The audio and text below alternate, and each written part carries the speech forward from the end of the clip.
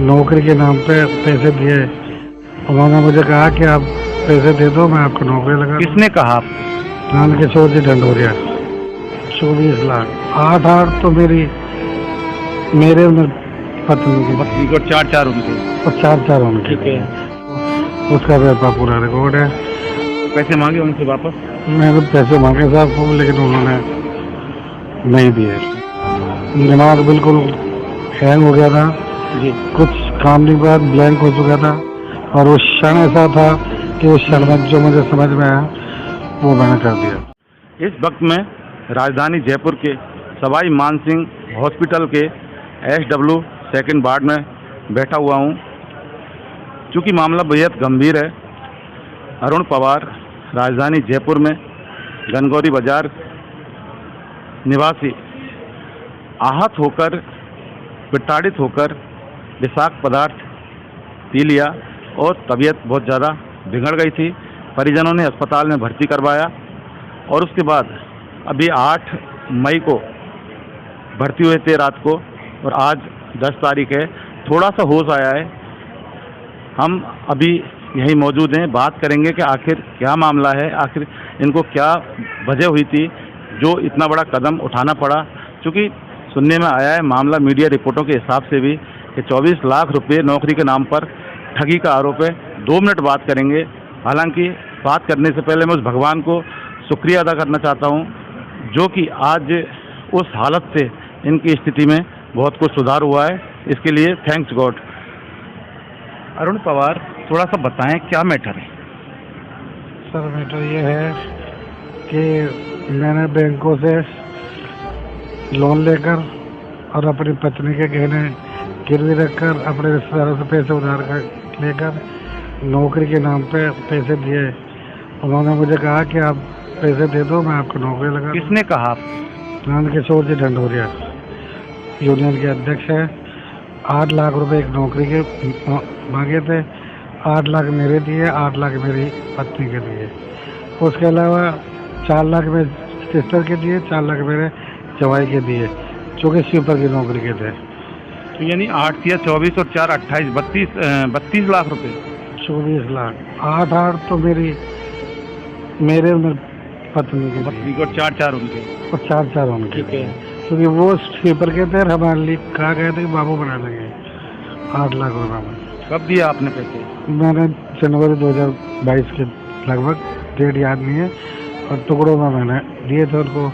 उसका व्यापार पूरा रिकॉर्ड है।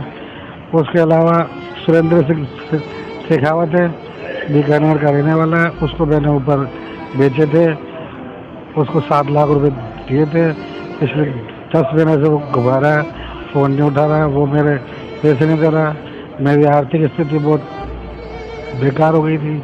मेरे बैंक वाले, लोन वाले मुझे परेशान कर। कौन है सुरेंद्र सिंह शेखावत? सुरेंद्र सिंह शेखावत बीकानेर का है और एडवोकेट है और बीजेपी का नेता भी है। उसके पास ऊपर ये नगर निगम की जो गाड़ियाँ होती है ना, ये मेरे पास थी 10 गाड़ियाँ, वो मैंने उसको बेची थी और उससे मेरे को पैसे। अच्छा, नंदकिशोर ढंडोरिया और सुरेंद्र सिंह शेखावत के अलावा कितने लोग और हैं? उसके अलावा तकरीबन 7-8 लोग और हैं जिन्होंने मुझसे पैसे लिए थे और मुझे पैसे नहीं दिए। मैं आपको बता दूं कि नंदकिशोर ढंडोरिया सफाई कर्मचारी यूनियन के अध्यक्ष, इसके अलावा सुरेंद्र सिंह शेखावत और के सहित करीब 7-8 लोग हैं जिन्होंने इनसे 24 लाख रुपए लिए नौकरी लगाने के नाम पर, लेकिन नौकरी नहीं लगी। आपने पैसे मांगे उनसे वापस? मैंने पैसे मांगे साहब को, लेकिन उन्होंने नहीं दिए। फिर आपको ये कदम क्यों उठाना पड़ा? मैं आर्थिक रूप से डिप्रेस हो चुका था और मेरे पास बैंक वालों के फ़ोन आते थे जिनसे मैंने लोन लिया था। रिकवरी वाले के फ़ोन आते थे, मैं उनको पैसा चुका नहीं पा रहा था। डिप्रेशन में मैं। लेकिन ये कोई कदम, थोड़ा सा शिकायत करते सिस्टम से, प्रशासन से, पुलिस से शिकायत तो करते कम से कम। दिमाग बिल्कुल हैंग हो गया था जी। कुछ काम नहीं हुआ, ब्लैंक हो चुका था। और उस क्षण ऐसा था कि उस क्षण में जो मुझे समझ में आया वो मैंने कर दिया। आपके परिवार में कितने लोग हैं? मेरे परिवार में मेरी माताजी है, पिताजी है, मेरे 2 लड़कियां हैं, एक बेटा है, एक बीवी है। अब तबीयत में सुधार है? हाँ अब ठीक है। चलिए देखिए, बात करने की स्थिति में नहीं है, लेकिन फिर भी हमने इनसे बात की, क्योंकि हम सुबह करीब 10 बजे से इसी हॉस्पिटल के बाहर बाढ़ के दरवाजे पर खड़े हैं और काफ़ी हमने बात करने की कोशिश की। लगा इन लोगों को कि अब कहीं ना कहीं होकर एक सच्चाई बाहर आनी चाहिए, और जब थोड़ा सा इनके स्वास्थ्य में सुधार हुआ तो बोलने को इच्छुक हुए, और तब हम इनसे बात करने की कोशिश की। हालांकि बात बहुत सारी हैं, बाद में करेंगे। FIR दर्ज कराई आपने अभी FIR दर्ज की, हमने छुट्टी होने के बाद उन्होंने कहा कि वो आके FIR करा दें। हॉस्पिटल से छुट्टी होने के बाद FIR दर्ज जरूर कराएंगे, लेकिन सफाई कर्मचारी यूनियन के नेता नंदकिशोर डंडोरिया के अलावा 5-7 लोग ऐसे हैं जिन्होंने नौकरी के नाम पर अरुण पवार से पैसे लिए और नौकरी नहीं लगवाई, पैसे मांगे तो पैसे दिए नहीं। बैंकों के कर्जा जो लिया था उनके लगातार फ़ोन आ रहे थे।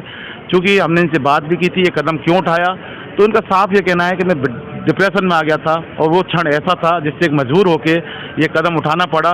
लेकिन सबसे बड़ा सवाल यही है कि निगम में सफाई कर्मचारी के नाम पर अगर इसी तरह से वाल्मीकि समाज के लोगों के साथ अत्याचार होता रहेगा, इन लोगों को ठगी का शिकार करके और इस हालत में लाया जाएगा, तो सबसे बड़ा सवाल यही होता है कि समाज के ठेकेदार जो नेता हैं आखिर कितने लोगों की जान लेंगे और इस तरह से क्यों इनके साथ प्रताड़ना करने पर आमदा हैं, और क्यों शासन प्रशासन और सरकार इस ओर ध्यान नहीं दे रही। इनके परिवार में अरुण पवार सिर्फ अकेला व्यक्ति है जो परिवार की आजीविका चलाता है, लेकिन भगवान का लाख लाख शुक्र है कि आज वो हमारे सामने हैं और सही सलामत हैं। मतीश पारिक के साथ इन्वेस्टिगेशन मीडिया और न्याय स्तंभ के लिए SMS हॉस्पिटल से मैं जितेंद्र शर्मा।